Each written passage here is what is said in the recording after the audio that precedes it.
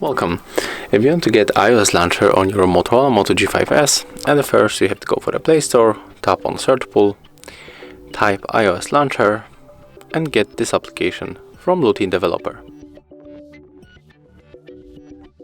Right now we can open.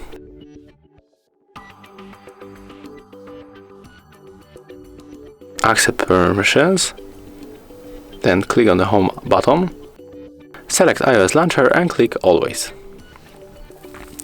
Right now we have to wait a little bit. Right now click here OK and tap on this notification, and as you can see right now we are able to use this launcher on our Moto G5S. We can edit home screen icons, we can also edit the widgets. For example, we can add the batteries to the widget. And of course, when you enter this application one more time, you can adjust a lot of things. For example, you can change the animations or the blur effects, or you can even rename the icons. And that's how it looks. Thank you guys for watching. Leave thumbs ups, comments, and subscribe to our channel.